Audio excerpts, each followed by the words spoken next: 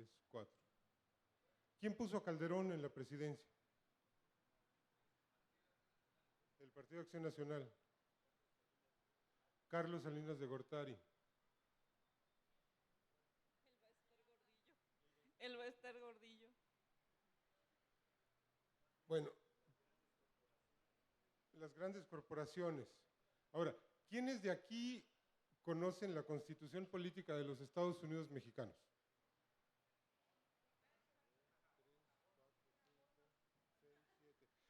Dice la Constitución que al presidente lo nombran las corporaciones o el Bester Gordillo o Carlos Salinas de Gortari. No, la Constitución dice que al presidente lo nombra el pueblo mediante el voto popular. Déjenme decirles que tanto la Constitución como ustedes están equivocados. A Felipe Calderón, en este caso al menos, no lo puso el voto popular. Tampoco lo pusieron las grandes corporaciones, ni Salinas de Gortari, ni el Bester Gordillo. ¿Saben quién puso a Felipe Calderón en la presidencia? Un señor que se llama Tony Garza, que en 2006 era el embajador de Estados Unidos en México. ¿Y cómo sabemos esto? Pues porque hay un documento firmado por Tony Garza, que es un reporte que él envía desde su oficina de Paseo de la Reforma en la Ciudad de México al Departamento de Estado, en donde dice literalmente que Felipe Calderón está en una situación de gran debilidad política, estamos hablando de septiembre de 2006, que está cercado por la resistencia que hay alrededor de Andrés Manuel López Obrador, que Vicente Fox lo detesta y que Estados Unidos tiene que consolidarlo, y entonces dice Tony Garza en ese informe que le manda a sus jefes, literalmente dice: yo personalmente me voy a encargar de coordinar a un equipo para asegurar en la transición entre Fox y Calderón el cumplimiento de nuestros intereses en México. De ese tamaño. Y ese documento se hizo público. Bienvenido. ¿Cómo estás? ¿Qué tal, Gerardo? Ese documento se hizo público porque una mujer que es una de las heroínas de nuestro tiempo, que se llama Chelsea Manning, que era analista de información en el Ejército de Estados Unidos, tomó información clasificada y suponemos, eso ni siquiera está confirmado, se la hizo llegar a Wikileaks, que es una organización que se dedica a difundir filtraciones, y esta organización nos contactó a nosotros en la jornada y nos expresó su interés en que nosotros nos ocupáramos de analizar la información que ellos tenían, y así lo hicimos y así lo publicamos en el periódico en los primeros meses de 2011. Bueno, nos fallaron los cálculos. A Felipe Calderón no lo puso el PAN, no lo puso Salinas, no lo pusieron las corporaciones, no lo puso el Bester, y por supuesto tampoco lo puso el voto ciudadano, lo puso la embajada gringa, lo incrustó en la silla en la que estuvo 6 años y desde la cual promovió una escalada de violencia que le costó al país 120,000 muertos y 20 y tantos mil desaparecidos. Bueno, yo creo que cualquiera aquí se preguntaría, bueno, pero ¿y qué pasó con eso? Una vez que esto sale a la luz, pues esto es un escándalo, ¿no? Bueno, ¿y qué pasó? Pues no pasó nada.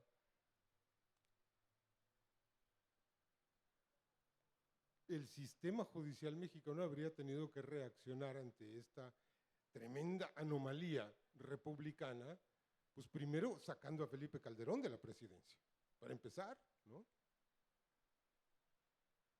Y luego, por lo menos rompiendo relaciones con Estados Unidos por el tamaño de la injerencia. Ya no era que pusieran a un agente de la DEA a hacer tropelías, era que estaban imponiendo a un presidente de la República. ¿Y por qué no pasó nada? Bueno, tal vez no pasó nada porque muy poca gente se enteró de ese hecho, a pesar de que lo habíamos publicado en la primera plana de un diario de esos a los que clasificamos de circulación nacional, aunque sabemos que no lo son. Y ustedes mejor que nadie saben que los diarios de circulación nacional, entre comillas, son los diarios chilangos. Y los diarios chilangos, pomposamente llamados de circulación nacional, ninguno de ellos llega a un tiraje superior a, ¿qué? 400, 500 mil ejemplares. En un país de 120 millones de habitantes. Es decir, supónganse que tenga uno de esos periódicos un índice de lectorado maravilloso como el de La Jornada, creo que son 3 lectores por ejemplar, una cosa así, ¿no? Y que tenemos 370,000 lectores en el país. ¿Qué son 370,000 personas en un universo de 120 millones, por Dios? Bueno,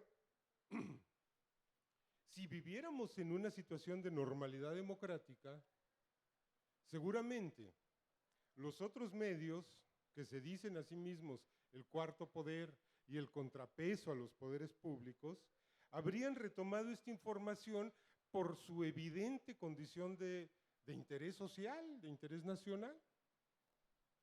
Pienso ahora en lo que ocurrió en Estados Unidos en 1973, cuando el Washington Post, cuando 2 reporteros del Washington Post descubren que el presidente Richard Nixon está recurriendo a mañas absolutamente ilegales, como el espionaje, para reelegirse en el cargo. Bueno, que lo había hecho en el 72, un año antes, y lo empiezan a dar a conocer en las páginas del Washington Post. ¿Qué pasó? Pues pasó que los otros medios de Estados Unidos pusieron la envidia profesional en un cajoncito y se dedicaron a cubrir aquello porque aquello era de una gran relevancia nacional y Nixon cayó de la presidencia de Estados Unidos. Y cuando empezamos a trabajar en el extenso material que nos dio Wikileaks, yo les confieso que yo tenía la ingenua esperanza, suposición, certeza de que lo que reveláramos allí, de que lo que encontráramos allí, iba a resonar en los otros medios, que los otros medios iban a interesarse en investigar por su cuenta aquel material y que lo iban a convertir en una cosa de resonancia nacional. Bueno, ¿qué pasó? Pues pasó que con las honrosísimas excepciones de Carmen Aristegui, de repente de Proceso, ningún otro medio del país habló del asunto. El 17 de enero, si mal no recuerdo, de 2011, en un pueblo del este de Inglaterra, de cuyo nombre no me puedo acordar porque no sé cuál es, Julian Assange me entregó una USB.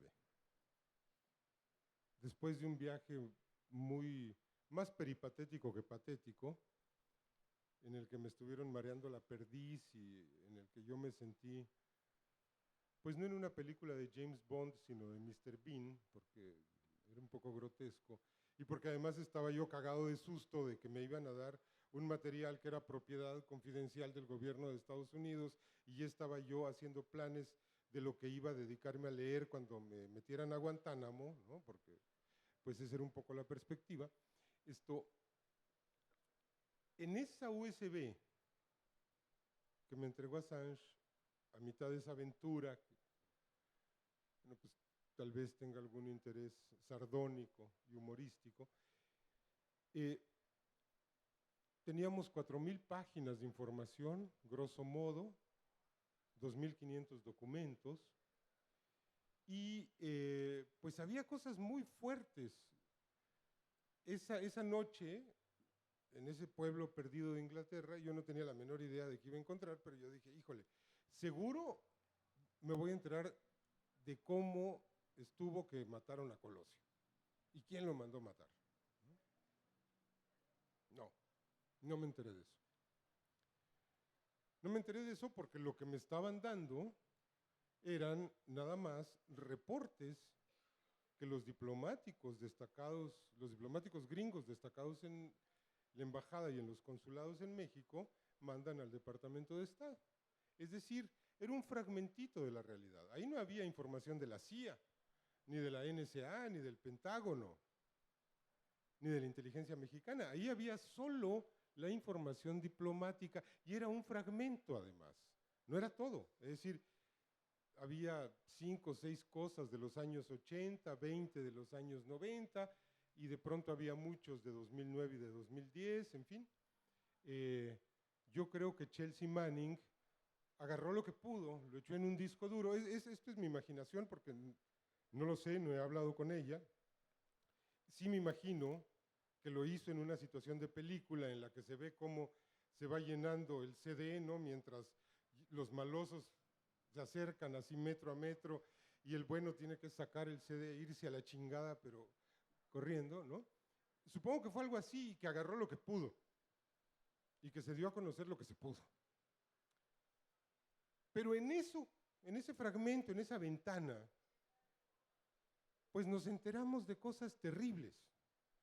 Nos enteramos, por ejemplo, de que Arturo Chávez Chávez, el procurador, uno de los procuradores que puso Calderón, pues estaba señalado por tener vínculos con el narco desde Estados Unidos. Nos enteramos que Nuevo León era territorio Z, absolutamente controlado con todas sus instituciones por los Zetas. Nos enteramos que la PGR y la Secretaría de la Seguridad Pública, la de este productor de Televisa, Genaro García Luna, estaban agarradas del moco en plena guerra contra el narcotráfico y que eso estaba causando muertes.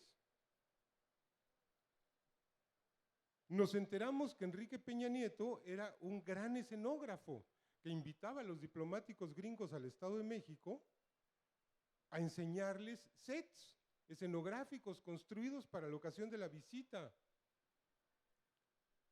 El funcionario diplomático que fue a una de sus giras le llama las aldeas Potemkin, en referencia a lo que hacían los soviéticos en tiempos de la Unión Soviética cuando llevaban extranjeros a visitar el paraíso socialista, ¿no? Pues pintaban mamparas con casitas bien bonitas y florecitas. Y el funcionario que es invitado por Peña Nieto al Estado de México dice, pues me llevaron a una aldea Potemkin. Dice, este güey de nuevo no tiene nada, es un priista pterodáctilo como cualquier otro que compra encuestas, que se manda a hacer encuestas con el sastre para que le queden bien, que le pasa dinero a los medios para que den una imagen favorable de su gobierno, en fin. De esta clase de cosas nos enteramos. O más bien, de esta clase de cosas no nos enteramos.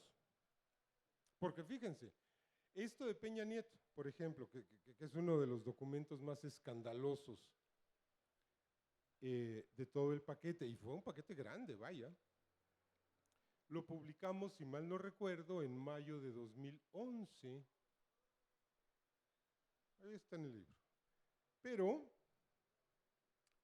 ¿qué pasó? Bueno, pasó que llegó la campaña presidencial de 2012 y al calor de esa campaña, algo así como en junio, un mes antes de las elecciones, The Guardian, el periódico inglés, republicó ese material de ese reporte que mandaba un funcionario de la embajada gringa diciendo que Peña Nieto era un tiranosaurio rex, común y corriente, ¿no? Mentiroso, tramposo, engañabobos, puro cartón piedra, pues, como las escenografías de Televisa, ¿no? Y The Guardian publica esto, pues miren lo que dicen los cables del Departamento de Estado de este güey mexicano que quiere ser presidente. Y bueno, ¿saben cuál fue la reacción en las redes sociales? A la jornada le mentaron la madre por haber censurado esa información y por no haberla publicado cuando la tenía en su mano. Entonces, como a mí me había tocado la chamba de coordinar estas publicaciones de los materiales de Wikileaks, le contesté al tipo, oye, pero es que sí la publicamos, aquí está, mira, aquí está el link. Está publicada en tal fecha de mayo de 2011, o sea, hace más de un año. Sí, sí la publicamos. Y me contesta el tipo, ¿y por qué no la siguieron publicando todos los días?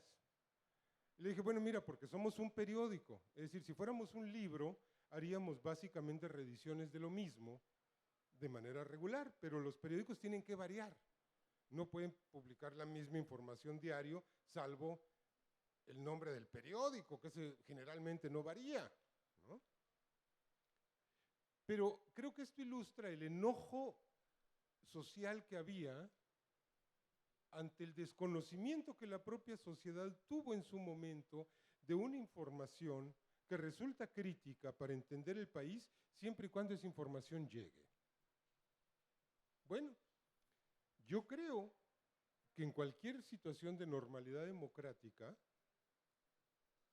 lo que nosotros publicamos en 2011 y que después convertimos en una recopilación, en un libro, que es de lo que hablamos ahora, en cualquier país con normalidad democrática esto habría hecho que el gobierno cayera y esto habría hecho que el presidente y sus principales colaboradores estuvieran en el penal del Altiplano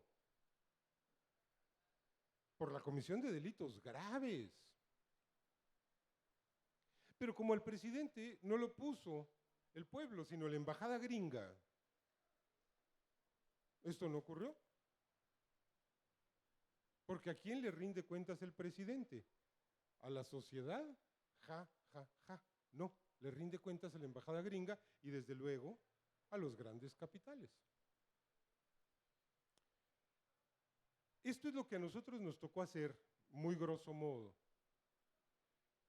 Pareciera que la conclusión es muy pesimista porque digo, bueno, hubo un bloqueo, hubo un vacío a la información que nosotros estábamos publicando por parte del aparato mediático del régimen, que no es el cuarto poder, sino es parte del poder político, narco, empresarial y mediático que controla este país. Son lo mismo. Unos andan con corbata y otros andan con gorrita, ¿no? Es decir, la diferencia entre el delincuente este de Grupo México, ese que envenena ríos, y la tuta, pues es esa. O sea, que uno usa corbata y otro usa gorrita, pero son criminales. O el dueño del sindicato de petroleros, ¿no? O el dueño del sindicato peor, de ferrocarrileros, ¿no? O el Bester.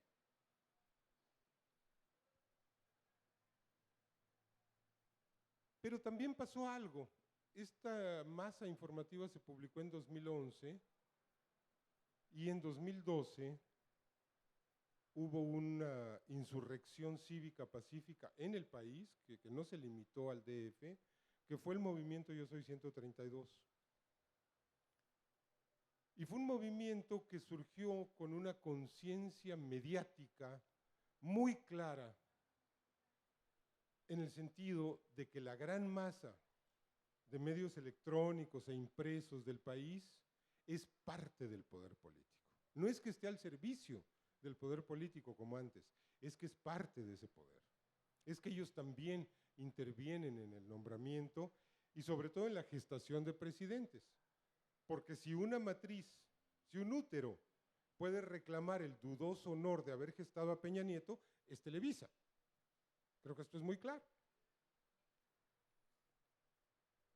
Y esto nos hace ver la gran anomalía institucional y democrática en la que vivimos.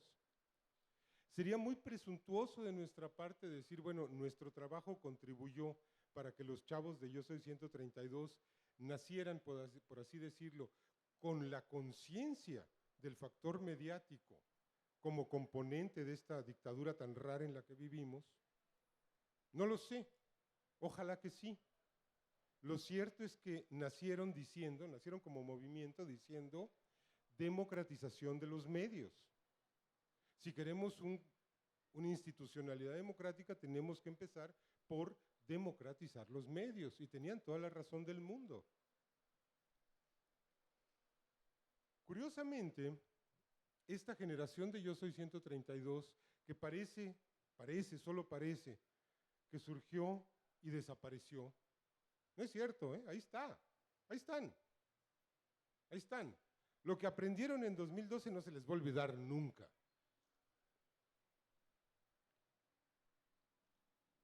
Les decía, el surgimiento de esta generación, la conciencia del papel de los medios, yo creo que va a ir transformando a la sociedad y va a ir abonando en la sedimentación del cambio que necesitamos de manera desesperada. Es una generación que nace ya con el dedo pulgar hipertrofiado, porque pues se la pasa chateando en el teléfono. Y nace ya con una conciencia de Internet como si Internet fuera la atmósfera del planeta Tierra. Y nace ya con la aptitud natural de usar esto como una extensión de su propio cuerpo. Y un año después de la publicación de estos materiales, fui a visitar a Assange, ya no al este de Inglaterra, ellos le llamaban el hoyo de las ratas, que era donde tenía su sede Wikileaks, en una casa de campo, sino lo fui a visitar a la embajada de Ecuador en Londres, en donde todavía está refugiado, porque pues, Suecia, Gran Bretaña y Estados Unidos lo quieren freír porque no le perdonan que haya hecho lo que hizo, como no se lo perdonan a Chelsea Manning, que está cumpliendo una sentencia de 45 años de cárcel en una cárcel militar, como no se lo perdonan a Edward Snowden, que todavía está refugiado en Rusia, ¿no? Entonces hablaba yo con Assange y le dije, oye, ¿cuál es el gran aporte tuyo y de Wikileaks al mundo contemporáneo? Y Assange, que es un tipo muy inteligente y muy bien formado y muy perspicaz, me dijo, bueno, contribuimos a la educación política de una generación. Hay una generación que ya sabe que los instrumentos de comunicación que tiene en sus manos pueden transformar el mundo. Que el chat y el Twitter y el Facebook y el YouTube y el correo electrónico y el WhatsApp pueden transformar el mundo, pueden ser instrumentos de transformación del mundo a condición de que se les sepa usar en el sentido correcto. ¿Y cuál es ese sentido correcto? Bueno, tenemos que luchar, y esto no es un asunto nada más de México, esto es un asunto del mundo, contra poderes desbocados, que les decía, no son solo poderes políticos como marca la Constitución, sino que son conglomerados ilegales e ilegítimos de poder político, narcoempresarial y mediático, que son poderes que quieren esculcarnos hasta lo más hondo, hasta lo más íntimo, hasta lo más privado, y que quieren ellos no ser sometidos a vigilancia, que quieren saber lo máximo posible de nosotros y que quieren que nosotros sepamos lo menos posible de ellos. Esta es la lógica con la que ellos operan, esta es la lógica con la que opera la Agencia de Seguridad Nacional de Estados Unidos y es la lógica con la que opera el CISEN. ¿Quién diablos aquí sabe de cuánto es el presupuesto del CISEN y en qué se gasta? Es más, ¿quién sabe quién es el nombre del director del CISEN aquí? ¿Quiénes lo saben? Bueno, Ustedes no saben nada del CISEN, pero el CISEN sabe un chingo de cosas de ustedes. Se los juro, y las cosas deben ser al revés. Si queremos realmente una democracia, es decir, el ejercicio del poder por parte del pueblo, lo que necesitamos es un poder transparente y ciudadanos con derecho a la privacidad. Y esta es, me parece, la conciencia que de esto puedan tener las chavas y los chavos de hoy en día, y de la conciencia que puedan tener sobre sus propias posibilidades de transformar esto. Creo que ese es el gran aporte de Wikileaks, que la jornada ha procurado aterrizar y traducir en México en la medida de sus posibilidades, que es la medida de su lectorado. No podemos pretender informar a los lectores de otros periódicos. Podemos pretender informar a nuestros lectores en el papel, en Internet. En Internet ahora la jornada Baja California, ahora va a salir también en papel como semanario, ¿no? Y creo que esto es lo que podemos hacer. Quiero hacer una reflexión más.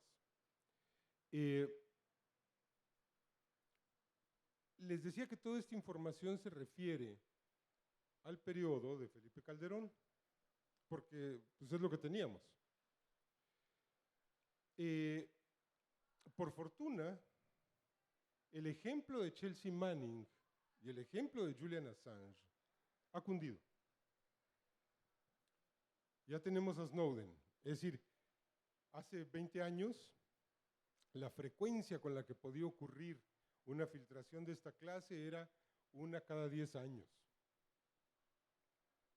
Hoy tenemos que en este lustro en el que todavía estamos viviendo han ocurrido 3 gestas de revelación de información a las sociedades, de información clasificada que las sociedades deberían conocer y que no conocían, por parte de 3 individuos concretos: Chelsea, Julian y Edward. ¿Qué nos contó o qué nos ha contado la información que Edward Snowden puso a disposición de 2 periodistas? Bueno, por lo que se refiere a México, esa información nos ha contado, por ejemplo, que la NSA, la Agencia de Seguridad Nacional de Estados Unidos, tiene 7,300 mensajes de texto, SMS, que salieron del celular de Enrique Peña Nieto. Solo sabemos que tiene esa cantidad de SMS. Imagínense el grado de control que tienen sobre Peña Nieto si le conocen hasta sus mensajitos privados. Imagínense, en sentido inverso, el grado de independencia que puede ejercer Peña Nieto, ya no frente al gobierno de Estados Unidos, frente a un jefe de departamento de la Agencia Nacional de Seguridad que en el momento en que le dé la gana va a dar a conocer sus mensajes privados. Fíjense la implicación que esto tiene. Es decir, tenemos otra marioneta en Los Pinos. Tenemos otro tipo absolutamente controlado, puesto en la presidencia de la República, lo cual nos permite también entender por qué el sentido tan destructivo, tan lesivo, tan demoledor de las reformas estructurales que nos han dejado sin petróleo, que nos han dejado sin frecuencias radioeléctricas y que ahora nos quieren dejar hasta sin agua. A ver si logramos frenar esa gran canallada que es la privatización del agua,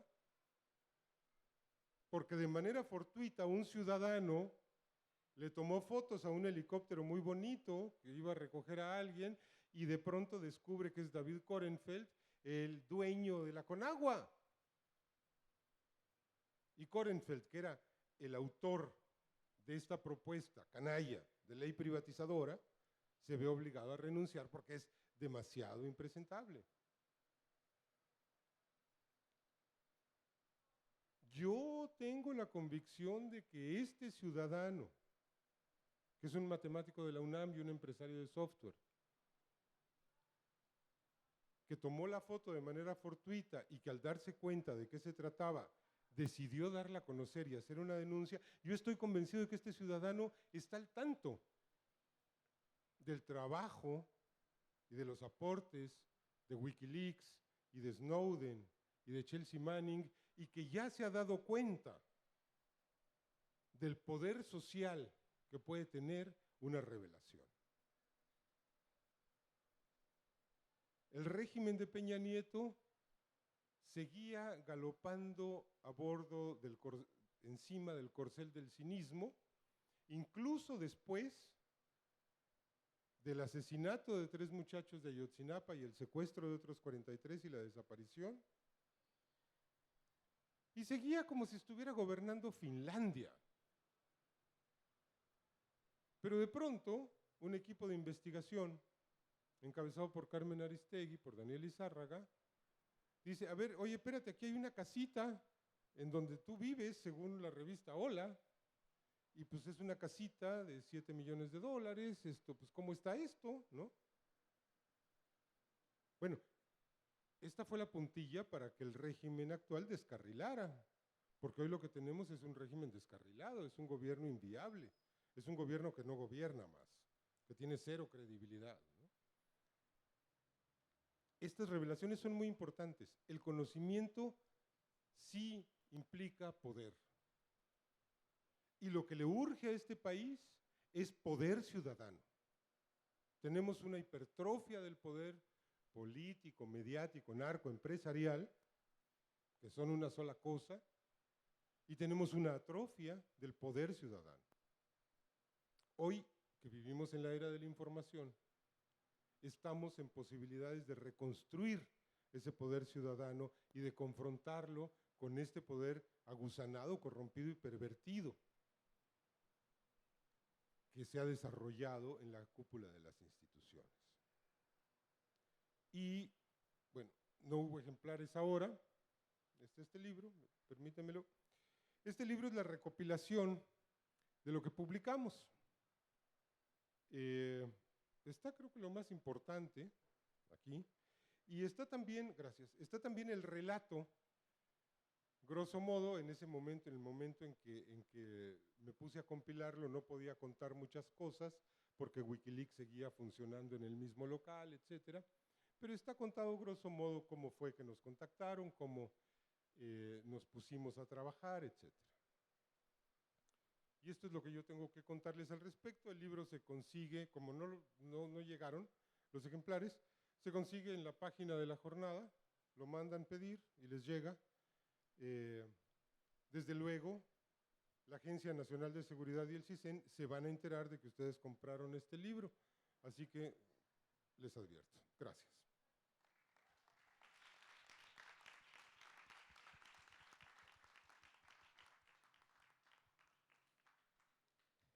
Bien, pues me toca hacer un comentario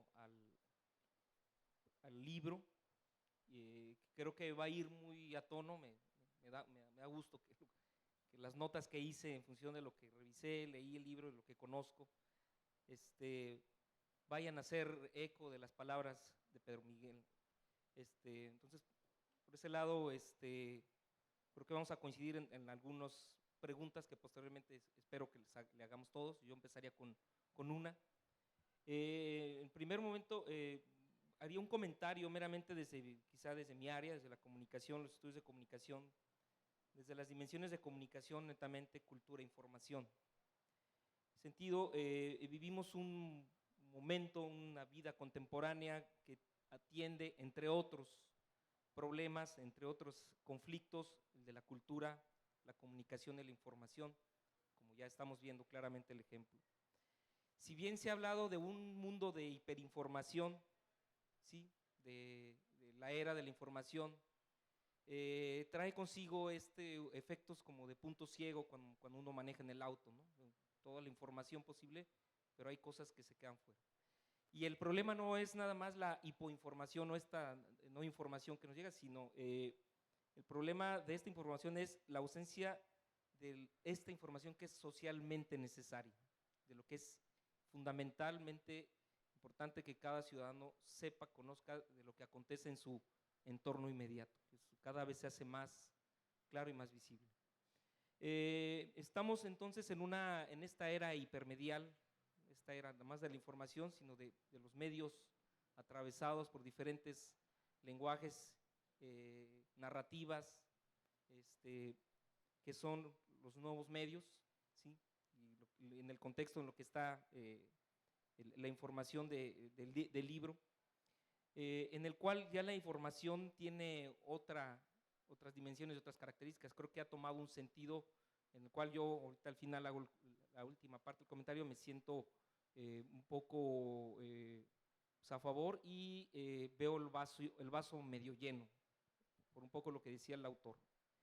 De 45 años a la fecha, el vigor que ha cobrado la llamada Web 2.0 ha acontecido el crecimiento expansivo de industrias culturales, los medios de comunicación, la aceleración tecnológica, los medios digitales, y que ha hecho posible el intercambio en tiempo real de información desde distintos lugares. Eso es otro mundo, otro momento. El impacto se da en los aspectos de la comunicación, la cultura y la información, en tanto que se han venido transformando las formas en que nos relacionamos entre nosotros y las formas en que percibimos el mundo. Particularmente aquí hay, sobre todo lo que opera en nuestro país, las maneras en cómo venimos percibiendo tres temas que me parecen muy complicados, muy complejos, desde los escenarios que ha dibujado Pedro Miguel, que son el tema de la violencia, la información y lo que es el otro, o los otros, nuestros cercanos, nuestros vecinos, nuestros amigos, y así diciendo. Entonces, transformaciones profundas en nuestras formas de relacionarnos y en las formas que percibimos nuestro entorno. Wikileaks, y en este caso Wikileaks en la jornada y México en Wikileaks, pone al desnudo la política de algo que es importante mencionar también, que la política internacional de seguridad y el proyecto geopolítico del miedo de Estados Unidos, ¿sí? Toda esta oleada o este mundo en el que vivimos después de este momento histórico de la caída del muro, de la caída de las Torres Gemelas, ¿sí? Y toda una estrategia y todo un diseño infomediático de lo que sucede y lo que está alrededor del miedo y la violencia, y como una estrategia de control claramente diseñada por los medios y claramente con la mano de los gobiernos de Estados Unidos, con el gobierno de Estados Unidos. Se ha puesto al desnudo la política internacional de seguridad y el proyecto geopolítico del miedo. Y ha suscitado lo que Juan Manuel Fernández, Chico, investigador argentino, ha llamado el tercer derrumbe. La caída del muro de Berlín como el primero y el ataque a las Torres Gemelas como el segundo, y ha tenido un efecto de caída libre como el goteo de una llave de agua abierta, dice el autor, del modelo hegemónico global de la seguridad y del control de la información. En un mundo en plena ceguera moral, recuperando aquí esta reflexión de un reciente libro de Bauman, el sociólogo de la modernidad líquida, entendida esta como el acto de situar ciertos actos o categorías de los seres humanos lejos de todo tipo de evaluaciones y obligaciones morales, que ha venido resultando en una sociedad adiáfora, es decir, en una actitud de indiferencia a lo que acontece en el mundo, en un entumecimiento moral, dice Bauman. Considero que este hecho, el libro, la publicación del libro, la presencia inclusive de Pedro Miguel también aquí con nosotros en Baja California, ¿sí? Nos hace ver en un momento o en una posibilidad de reescribir lo que el mismo Julian Assange ha llamado, cuando habló del libro de México en Wikileaks, Wikileaks en la jornada, una historia suprimida de México, en tanto que por primera vez en la historia contemporánea de nuestro país, las fuentes de comunicación e información colectiva no dependen o son mediadas por un monopolio o una institución, y los ciudadanos no son, en estos viejos modelos de las teorías de la comunicación, los receptores pasivos o en los estudios de los procesos electorales, el botín electorero, o el actor gratificado en una sociedad de consumo, en tanto reciben, que ya lo citó también Pedro Miguel, una educación política autogestionada en la búsqueda de sus propias necesidades de información, y en la creación de sus propios sistemas de comunicación. Como ya lo dijo Pedro Miguel, para ser sintético y dejarles las palabras a ustedes por mi retraso, estamos en un momento, creo, histórico, estamos asistiendo a una época que quizá las generaciones que vienen detrás de nosotros viven en este entorno y la relación con la información es diferente a la que tuvimos nosotros. Y las necesidades y lo que pueden hacer con esa información tiene posibilidades. Aquí está el ejemplo que yo también aplaudo este primer momento de la irrupción del movimiento Yo Soy 132, porque ahí había algo que surgió, que apareció por estas características. Entonces, en ese sentido, me parece que el libro México en Wikileaks, Wikileaks en la jornada instaura un nuevo tiempo histórico en nuestro país, porque no es cualquier cosa. Si bien reordenó, replanteó muchas cosas en el mundo y a Estados Unidos, pues no, pues esto nos hizo ver el país que el mismo autor ya nos está contando, visto desde el punto de vista de la propuesta de la publicación. Entonces, en ese sentido, yo tendría una primera pregunta, cierro con un breve comentario, estaba más extenso, pero quiero que se queden con la experiencia del autor y con preguntas directamente hacia él, pero le haría una primera pregunta que sería, como periodista y como, digamos, periodista activo en el diario La Jornada, ¿qué momento viene o qué sigue para el periodismo en México y para el trabajo de estas dimensiones y estas características, así también para La Jornada? Y después de mi pregunta, pues creo que vienen sus preguntas y sus comentarios. Muy bien, contesto la tuya y le seguimos, si les parece. ¿Sí? Bueno, ¿qué sigue? Bueno, ¿qué siga para el periodismo? Depende de qué siga para el país. Porque si el país no logra engendrar lo nuevo, entonces vamos a seguir viviendo con el cadáver de lo que ya se murió, que es el régimen actual. El régimen actual está muerto, porque no tiene ninguna viabilidad de futuro. Porque ningún régimen con credibilidad de -0 tiene viabilidad de futuro. Ningún régimen que tenga que depender del reparto de televisores, de tarjetas Monex o del Partido Verde y de las Fuerzas Armadas puede sostenerse gran tiempo con viabilidad alguna. El problema es que lo nuevo no acaba de nacer. El problema es que no tenemos el reemplazo de eso nuevo. Entonces, ¿qué viene para el periodismo? Depende de qué venga para el país. ¿Seremos los ciudadanos capaces de articularnos en torno a un gran movimiento de rechazo y de insurrección cívica y de seguir recordando lo impresentable, lo inaceptable que es que desaparezcan 43 muchachos normalistas a manos de la policía y que son nada más los últimos de 20 y tantos mil ciudadanos desaparecidos? Por ejemplo, ¿o seremos los ciudadanos capaces de articularnos en un tsunami electoral que hunda al PRI al 8º lugar o que lo haga perder el registro? Si no somos capaces de una cosa o de la otra o de ambas juntas, pues entonces no hay mucho país de qué hablar y entonces tampoco hay mucho periodismo de qué hablar. Y ya lo estamos viviendo. Es decir, el país se le acabó a Carmen Aristegui hace un mes. No hay país para Carmen Aristegui. El problema no es que haya o no radioemisora. Es que no hay país, porque en este país no hay un espacio para una voz como la de Carmen Aristegui. Porque este país sigue teniendo una presidencia absolutamente hipertrofiada que es capaz de controlar, bajita la tenaza, algo que en teoría es independiente y autónomo, como es un concesionario radial. Lo que antes le llamaban los poderes metaconstitucionales del presidente, pues ahí están. Solo que ya no son poderes metaconstitucionales del presidente, sino que es una gran articulación de complicidades en las que a veces el presidente es jefe y a veces es subordinado, porque puede ser jefe de Vargas, pero es empleado de Televisa.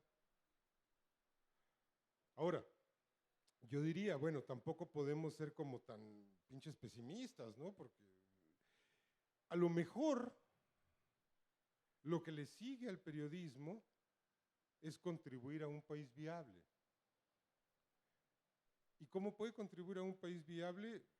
Bueno, creando medios autónomos, medios que signifiquen realmente la construcción de poder ciudadano y de poder popular frente a los poderes mafiosos a los que estamos sometidos y supeditados.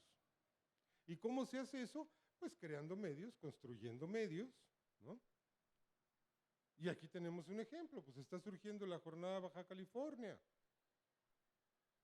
¿Cuál es la visión de la jornada en general y de las jornadas?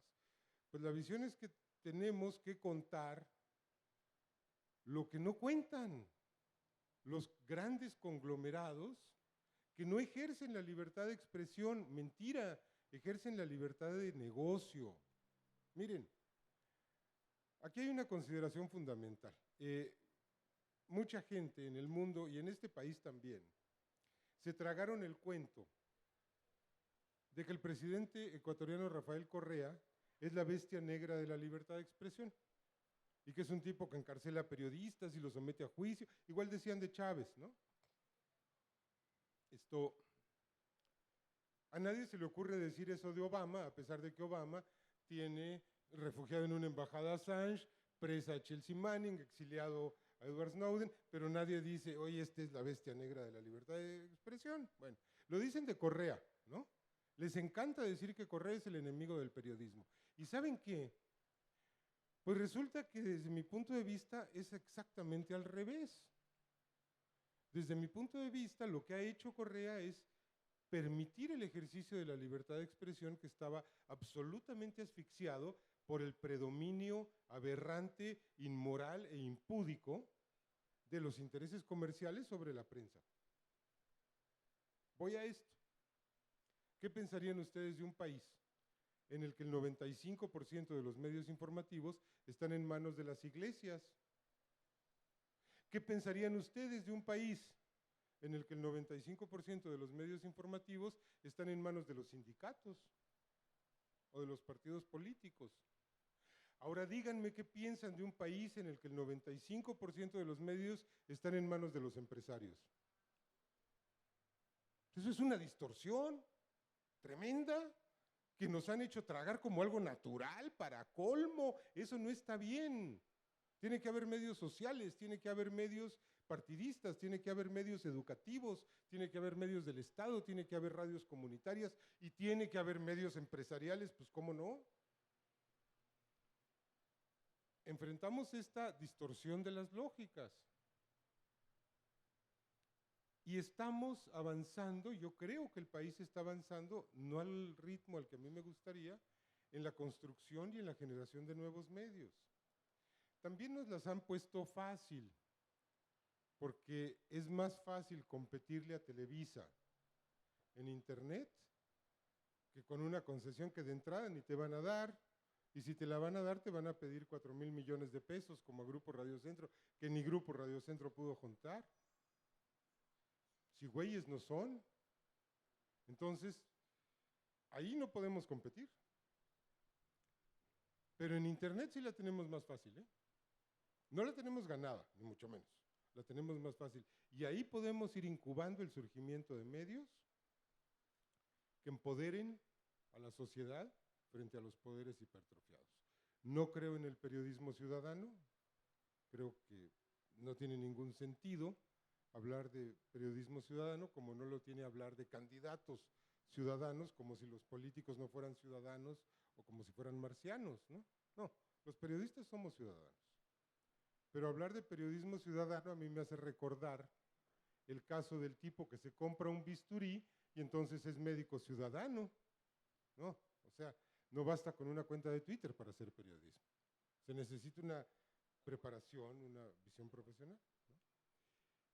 Creo que por ahí vamos, no sé si vamos a tiempo, ojalá vayamos a tiempo. pero esto es lo que yo esperaría que ocurriera. Pues muy buenas tardes, felicidades a Pedro Miguel por su información, muy importante. Yo no es que sea pesimista, sino que trato de, por ahí estoy copiando la frase de alguien, que no soy tremendamente pesimista, soy tremendamente realista, o al menos trato de ser tremendamente realista, ¿no? Para ubicarnos en el contexto que vivimos. Haciendo un poco de historia así brevemente, me acuerdo de la carta de Robert Lansing que escribió allá por 1920 y tantos del siglo pasado, donde decía: México es un país fácil de dominar, basta controlar a un solo hombre, al presidente, pero para eso no es necesario irnos a la guerra y gastar un solo tiro ni nada, no, hay que ser pacientes y abrirle las puertas de nuestras universidades a los jóvenes ambiciosos mexicanos para que se vayan permeando de nuestro liderazgo. Así regresarán, se apoderarán de puestos importantes y eventualmente de la presidencia, y entonces sí harán lo que nosotros decimos. Y haciendo cuentas, históricamente, eso empezó a partir de Salinas, precisamente, Salinas, Zedillo, Fox, pues que no se diga que era el director de la Coca-Cola, que entre paréntesis le entrevistaron a la mamá de él en la revista Milenio y decía que es que Vicente es muy malo para los negocios, mejor que se dedique a la política. Entonces, y hay también Calderón y Peña Nieto, no sé si estudió ella, pero parece que no estudió nada, ¿no? Porque ya ven que no sabe ni siquiera, no ha leído libros, ¿no? Que dicen que por eso no vino a San Felipe, aquí al sur de Baja California, pero que no vino a Mexicali en la Feria del Libro porque tenía miedo que le preguntaran qué libros ha leído.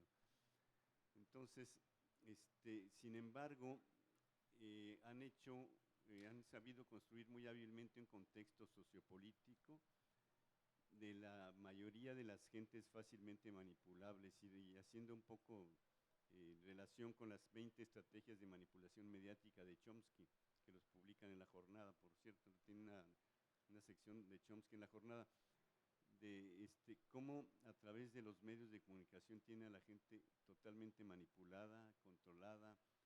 Cuando hay problemas así serios, tú no te preocupes por democracia, por honradez, por libertad, autonomía, no, tú dedícate a entretenerte. Ahí está el fútbol, el béisbol, el básquetbol, todos los deportes, que incluso en la práctica he hecho algunas investigaciones y estaba en un centro comercial muy importante aquí en Mexicali, de los más importantes, un domingo, que un área de comida es un poco más grande que esta parte, casi un tanto y medio aquí. Estaba llena la plaza ahí, con 5 televisores ahí repartidos en el espacio. Estaba el partido de fútbol donde jugaba el América, y no recuerdo cuál era otro equipo, ¿no? Y estaba trabajando, leyendo, porque ahí voy a veces como no tengo distracciones de trabajo, estaba leyendo y preparando la clase de la semana siguiente. Y había gente parada con familias y todo eso. Entonces de repente estaba yo clavado con la lectura y escucho ¡gol! Hasta se me estremecieron los oídos y estaba una familia parada a un lado mío y le pregunté: oiga, ¿qué es muy importante que haya ganado el América? Y me contesta el señor: oiga, pues ¿qué le pasa? Es el América, entienda, no se da cuenta o qué. Y la señora me dice, la esposa dice: oiga, está usted amargado, ¿qué le pasa? Es el América, señor, ganó. Es más importante que la pobreza, la inseguridad, y toda la violencia que vivimos actualmente. Bueno, y entrevisté a otras 5 familias y me contestaron más o menos lo mismo, pero con distintas palabras. Entonces, realmente ahorita también usted le pregunta a la gente, bueno, no sabe ni siquiera ya qué significa la independencia, qué significa las fiestas patrias, no conocen a los héroes ya históricamente. Y me he enterado que no sé si sea en todo el país, necesito comprobarlo, pero al menos aquí en Baja California, en primaria, secundaria y preparatoria no pueden reprobar a nadie. Maestras de los cobaches me han dicho muy indignadas así: ¿cómo es posible que no me permitan reprobar a nadie si vienen muy mal preparados? Y directores y maestros de secundaria me dicen lo mismo. ¿Cómo es posible que lleguen con certificado de primaria y no saben, apenas saben leer y escribir, no saben sacar cuentas? Y también esto no es únicamente para las escuelas públicas, también para las escuelas privadas, y no es cosa de los maestros aquí, es instrucciones de la Secretaría de Educación Pública. Entonces, en ese sentido, son parte de las estrategias para mantener a la gente totalmente apática a las cuestiones políticas. Y es una duda que me brinca, ¿cómo podemos nosotros, a través de los medios populares, bajar la información y todo, pero que de veras la gente se interese, ya no que los entienda muy bien, sino por leerlos y quizá organizar pequeños grupos para poder informar objetivamente a la gente? Muchas gracias. Gracias. ¿Otra pregunta por ahí? Intervención, comentario.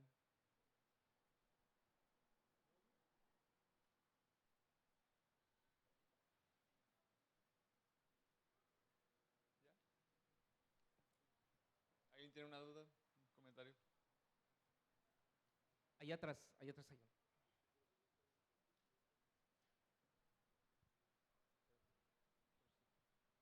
Buenas tardes y bueno, primero pues felicitarlo, ¿no? por la exposición. Mi duda, pues, es sobre, usted comentaba lo valioso que puede llegar a ser el Internet en digamos, hacerle frente a la información que manejan los grandes medios de comunicación. Pero bueno, finalmente hay grandes zonas en el país donde no hay acceso a ese tipo de tecnología. ¿Qué se puede hacer precisamente en estas partes donde a veces no hay ni luz eléctrica para tratar de llevarles una información diferente a lo que llevan los grandes medios de comunicación, ¿no? Los medios tradicionales que se conocen en este país? ¿Alguien más quiere hacer una pregunta y para hacer una respuesta colectiva? ¿Nadie más? ¿Nadie más? A ver, de lo que usted señalaba, bueno, yo creo que el desafío justamente está en construir nuevos medios que den la otra visión de la realidad. Es decir, ¿cuántos años llevamos con los jornaleros de San Quintín trabajando en las condiciones en las que trabajan? ¿Y por qué el país no estaba consciente de eso? Pues porque no había un medio que lo dijera. Bueno, necesitamos que los jornaleros de San Quintín también existan, que los indígenas también existan, que las mujeres también existan, que los asalariados que quedan en este país y que se están quedando sin pensiones también existan, que no existan nada más, ¿no?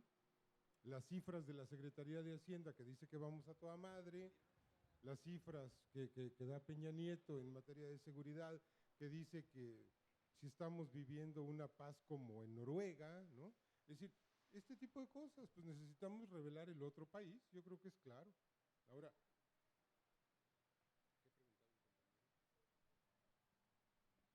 a ver, mira, yo creo que nos estamos quedando, compañero, con un retrato viejo de Internet. Es decir, mira, yo he estado en muchas comunidades de menos de 20,000 habitantes y para mi sorpresa, el lugar social de la juventud que queda allí, de los que no han emigrado, es el cibercafé.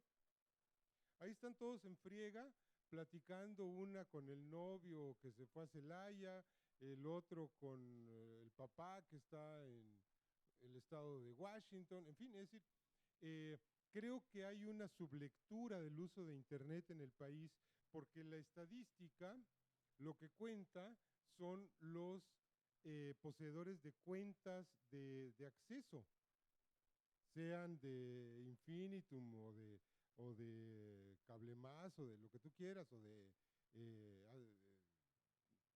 Axtel, en fin, ¿no? No están contando los celulares que ya pues, traen Internet, no están contando los usuarios de cibercafés, no están contando que mucha gente se mete. El problema no es que no hay acceso a Internet. En Oaxaca ya hay experiencias muy interesantes de telefonía celular comunitaria, creada por las mismas comunidades, por ejemplo, ¿no? Y si hay telefonía celular, ya pudiste meter red, ¿no? El problema es que 9 de cada 10 chavos se meten a Internet no para enterarse, no para leer el Huffington Post, no para leer La Jornada, sino para seguir a Justin Bieber. Esa es la bronca, ¿no? ¿O el qué? One Direction, ¿no? Entonces, eh, esto requiere un trabajo que no necesariamente es internético, que es un trabajo propiamente político, aunque no sea partidista, en el que tenemos que insistir y explicarle a la gente que la política no es nada más un batidero de mierda. La política es algo nuestro que nos han confiscado para convertirlo en ese batidero. Y que la política no es por sí una actividad indigna, la política es una actividad indispensable, la única que nos permite vivir y convivir sin darnos de plomazos, con la pena, no tenemos otra. El problema es que tenemos una clase política que no es nada más el presidente, compañero. El problema es que en 88 no tuvimos nada más una imposición presidencial, lo que hubo fue un golpe de Estado, en forma, en donde entró un equipo con un proyecto neoliberal que nos implantaron desde entonces, que ha venido destruyendo al país. Pero necesitamos formación política para eso. Internet a mí no me preocupa tanto, es decir, mira, Internet se difunde, la gente le entra, de alguna manera le entran, por magia, no sé cómo le hacen, pero se meten. Yo difiero radicalmente, por ejemplo, de López Obrador, que hasta el año antepasado se negaba a meterse a las redes porque decía, es que las grandes masas no tienen Internet. Pues ¿cómo no van a tener? Pues sí tienen. O la mitad de las grandes masas, pues sí tienen Internet, porque tienen su smartphone de los más chafas del Oxxo y tienen el cibercafé y ahí se pueden meter. El desafío es el uso que le vamos a dar a esas redes como factor civilizatorio, como factor de desarrollo y como factor de rescate de un país que evidentemente necesita ser rescatado.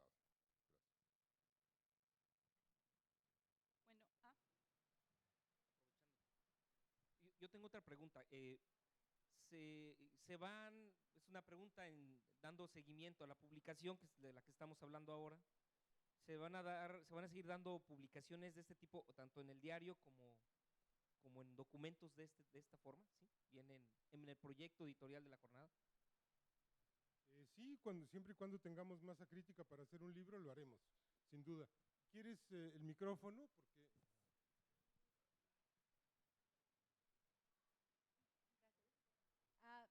Porque Bueno, no, de aquí le haré la pregunta.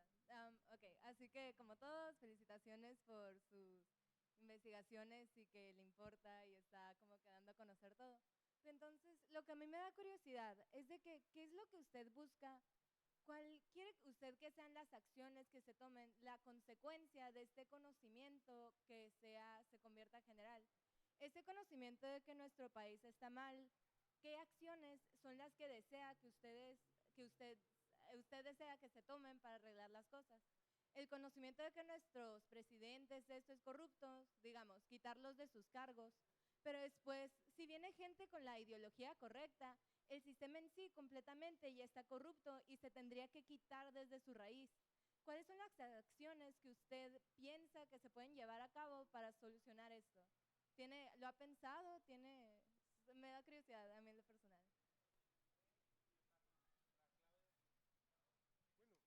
esto trasciende un poco el tema, porque lo que me estás preguntando es mi sentir político, personal, pero de todos modos ya lo dije.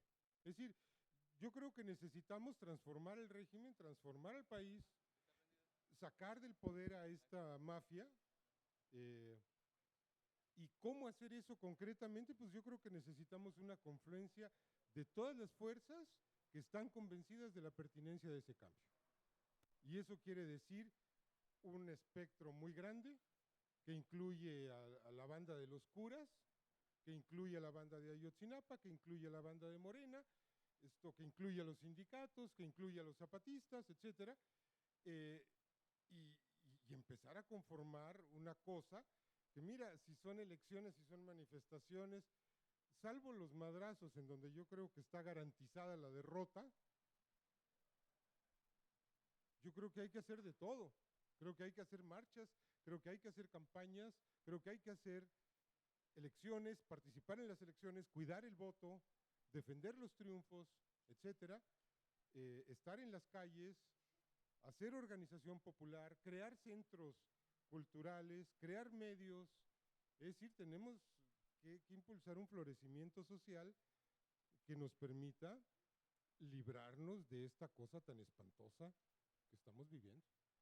Bueno, ya para finalizar, ahora entregamos las constancias de participación. Espérame, Mireya quiere... Bueno, yo nada más quisiera aprovechar para hacer un pequeño anuncio. La Jornada Baja California está en jornadabc.mx.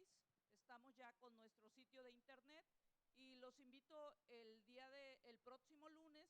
Vamos a presentar el periódico impreso. Empezaremos con un semanario y después iremos a un periódico de lunes a viernes. Entonces están cordialmente invitados. A la presentación va a ser en el Secut, en Tijuana. Posteriormente haremos una presentación acá en Mexicali, pero el periódico va a estar circulando también acá en Mexicali. Y cuando seamos de lunes a viernes vamos a encartar la edición diaria de la Jornada México, la que se factura en la Ciudad de México con toda la información nacional e internacional. Ahora solamente vamos a traer el suplemento dominical, la jornada semanal, el suplemento cultural. Bueno, muchas gracias por su asistencia y ojalá nos puedan visitar en jornadabc.mx. Gracias. Bueno, entregaremos las constancias de participación a nuestros invitados, que dice así: Universidad Autónoma de Baja California, Secretaría de Rectoría de Imagen Institucional, Departamento de Editorial Universitaria, otorgan la presente constancia a Pedro Miguel por haber presentado el libro México en Wikileaks como parte del programa académico y literario de la 16ª Feria Internacional del Libro UABC, Mexicali, Baja California, abril de 2015, por la realización plena del hombre. Firman Dr. Hugo Méndez Fierros, secretario de Rectoría de Imagen Institucional, y la doctora Marisela López Ornelas, jefa de Departamento Editorial Universitario.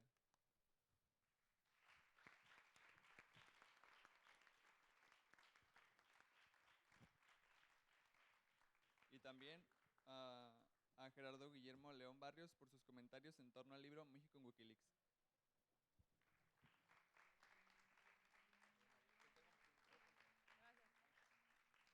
Por último, el comité organizador de la 16ª Feria Internacional del Libro UABC les da las gracias por su asistencia y los invita a continuar participando en las diversas actividades que se desarrollan dentro del recinto ferial, que será la presentación del libro Dutch Mexploits, que presenta True Miller de Adobe Guadalupe Viñedos, que ahorita será en el recinto ferial.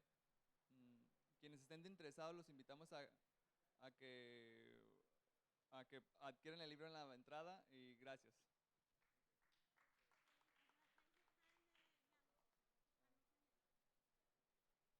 A las 6 se realizará el jam de escritura, improvisación de escritura, dibujo y música en vivo en el Teatro Universitario.